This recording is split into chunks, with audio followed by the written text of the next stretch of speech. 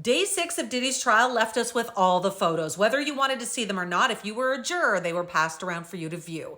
They were released to the media, and we now have them. Day 5 was on Friday, and we left off with Dawn Richard on the stand. Now, she was a former girl band member of one of the groups that Diddy formed, and she had a lot to say, including an extremely violent incident with Cassie, where she says that he threw a skillet full of eggs at her, grabbed her around the throat, grabbed her hair, and drug her out of the room.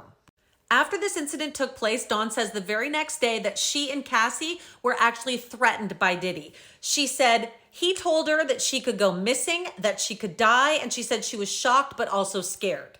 She went on to say frequently he would punch her, choke her, slap her in the mouth, kick her, punch her in the stomach.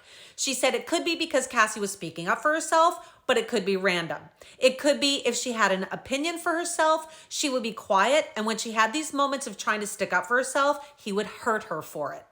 Dawn says that they had to go to an event at one time, so Cassie, who had a black eye from being punched in the face by Diddy, had to wear sunglasses, and she said that she and another band member wore sunglasses for solidarity with Cassie. This was her quote. "We wore sunglasses to have solidarity with her and have a support system because she needed it." Dawn is best known for being in Danity Kane, which is the MTV band that Diddy started up, but she was also in another group with him. Now, she claims that a lot of employees at Bad Boy Records, etc., witnessed what he was doing to Cassie, and what they're saying now is that they believe that her testimony is going to bolster the prosecution's narrative that Combs committed racketeering conspiracy by using his multifaceted business empire to coerce and control women for sex. Prosecution then went back to focusing on Diddy's drug use again, and Dawn had a lot to say about that. She said that he used to use this dealer called One Stop, and that he had a Louis Vuitton bag that he would fill with drugs, and Cassie actually mentioned this bag as well. She called it his med bag, and both of the women said he would go nowhere without this. That was it for the prosecution questioning Dawn, and now the defense stepped in and did their cross-examination. They basically just tried to poke holes in Dawn's story, especially the skillet where she alleges that Cassie was hit with that. They tried to say that Dawn has told two different versions, but both of them basically said the same thing. They questioned her about her lawsuit with Diddy. As you know, she's suing him for a number of things. And they also asked her if she felt that Diddy ruined her career, and she said yes. Another interesting thing that Dawn shared on the stand was that apparently Usher and other famous celebrities were present when Diddy punched Cassie in the stomach, and no one did anything. Dawn was then excused from the witness stand, and they called Kerry Morgan. Kerry Morgan used to be best friends with Cassie, and Cassie believed that her friendship ended because Diddy hit Kerry in the head with a wooden coat hanger. The first thing that Kerry said when she got to the stand is she wanted to make it clear to everyone that she was only there because she was subpoenaed and that she has moved on with her life and didn't want any part of this.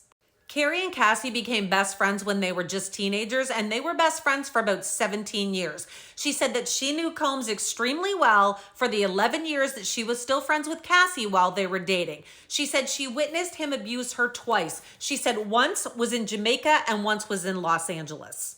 She said that Diddy could be kind and generous at times, but have extreme mood swings and become very aggressive. She also said if he couldn't locate Cassie, he would sometimes call her up to 50 times in a row trying to find her.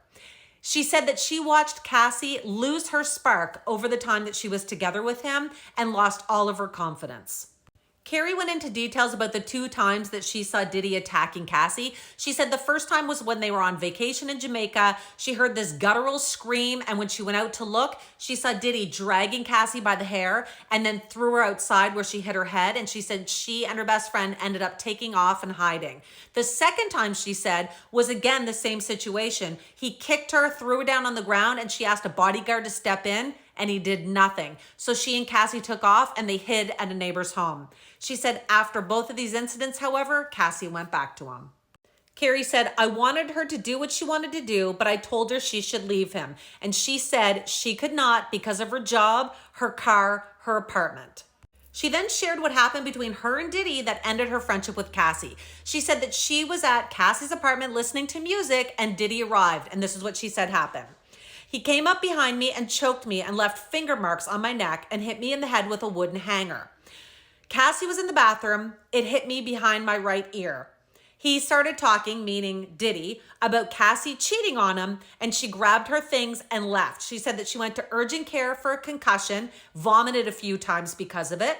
And then she said she hired a lawyer, but she ended up not going through with it. And she ended up getting paid by Diddy $30,000 to stay quiet, and she signed an NDA. She went on to say, "We haven't spoken since. The last time I spoke to Sean was the night of the assault, and the last time I saw Cassie was when I signed the NDA."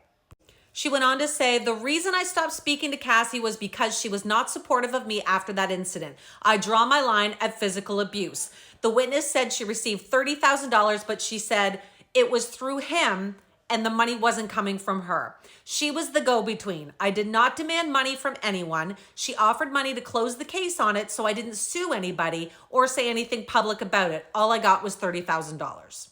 Kerry was then excused from the witness stand, and next up is Diddy's former assistant. Now, this is David James. He actually broke down in tears talking about his loyalty to Diddy and Bad Boy Records. He recalled the interview process in 2007 when he was hired, and he said someone pointed to a picture of Diddy and said, "This is Mr. Combs' kingdom, and we are all here to serve in it." He said that the security staff all carried weapons and they were legal, but he said that the head of security, who is Uncle Paulie, actually carried a switchblade as well. When security told him about the job and asked what he thought his position would be, he said, "To stay in my lane." He said, "I understood it. Do what I was hired to do, and only that job." He said the first time that he met Cassie was on a yacht in Miami. Diddy rented this apparently to impress her, and she said to him at the time, "This place is crazy." And he asked her, "If it's crazy, why don't you leave?" And she responded saying, "He controls my career, pays my allowance, and pays my rent." At this point, he broke down in tears again talking about this, but he said also that he overheard Diddy one time talking about Cassie, saying that she was perfect for him, that she was his queen because she was young and moldable.